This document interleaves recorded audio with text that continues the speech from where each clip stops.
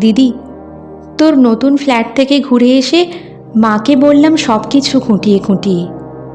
তোর ঝকঝকে মোজাইক মেঝে, ইমালশান লাগানো দেওয়াল, আধুনিক ডাইনিং টেবিল, জানালা দরজায় ঝুলানো দামি পর্দা, এমনকি তোর ব্যালকনিতে রাখা বাহারি পাতার টব, সব কিছুই বললাম মাকে। নগেন দত্ত লেনে আমাদের আলো বাতাসহীন একতলার ভাঙা ঘরে বসে মা সব শুনলেন চোখ বুজে। শুনতে শুনতে মার মুখে ফুটছিল হাসি, আর চোখে আসছিল জল। তোর ব্যালকনিতে দাঁড়ালে ছড়িয়ে থাকা শহরটাকে অনেক দূর পর্যন্ত দেখা যায়। বসবার ঘরের দেওয়ালে নতুন কেনা একটা সুন্দর পেন্টিং ঘরটাকে কি গাম্ভীর্যে ভরিয়ে তুলেছে। এসব কিছু মাকে বললাম। চোখ বুজে শুনতে শুনতে মার মুখে ফুটছিল হাসি, আর চোখে আসছিল জল। তোর চেহারাটা আগের চেয়ে অনেক ঝকঝকে সুন্দর হয়েছে, ফর্সা হয়ে গেছিস অনেকটা। যদিও তোর হাসিটা আছে ঠিক ছেলেবেলারই মতো। জামাইবাবুর মুখে শুনলাম সামনের পুজোয় তোরা নাকি একেবারে পুরো দক্ষিণ ভারতটাই বেরিয়ে আসবি। মা নগেন দত্ত লেনের ভাঙাচোরা ঘরে বসে এই সব শুনতে শুনতে হেসেছে, আর কেন জানি না মার চোখে এসেছে জল। সব কিছুই বলেছি দিদি, শুধু তোর ডাইনিং স্পেসে রাখা দুধ সাদা রঙের ওই ফ্রিজটার কথা মাকে বলিনি।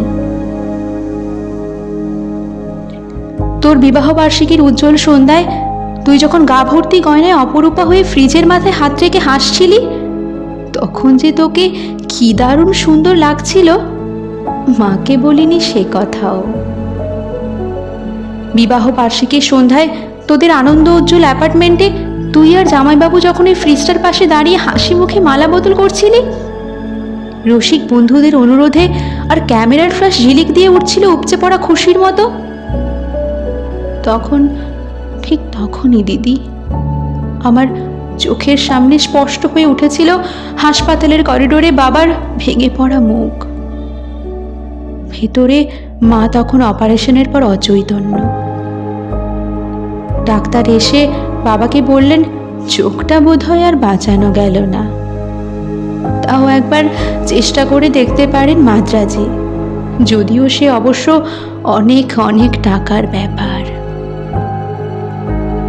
হাঁড়ি কাঠে আটকে পড়া অসহায় পশুর মতো করুণ দেখাচ্ছিল তখন বাবার মুখটা।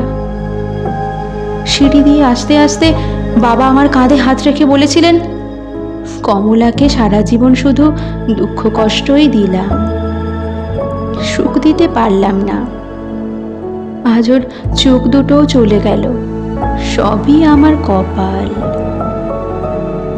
দিদি, অনেক দরদস্তুর চাপাচাপির পর তোর বিয়েটা যখন আরো কয়েক ভরি সোনা আর একটা ফ্রিজের দাবিতে আটকে পড়েছিল অনিশ্চয়তার ঘেরাটোপে, বাবা তখন কাউকে না জানিয়ে চড়া সুদে ধার করেছিলেন অনেক অনেক টাকা।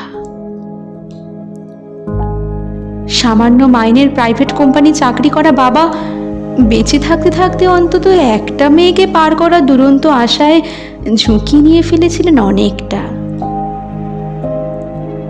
চোখের জল আর রজনীগন্ধার সৌরভকে পেছনে ফেলে তুই চলে গেলি, পড়ে রইলাম আমরা, মা আর আমি। আর পড়ে রইল নগেন দত্ত লেনের অন্ধকার ঘরে বাড়তে থাকা সুদের বোঝার চাপে তলিয়ে যাওয়া একটা সৎ মানুষ, তোর বাবা, আমার বাবা।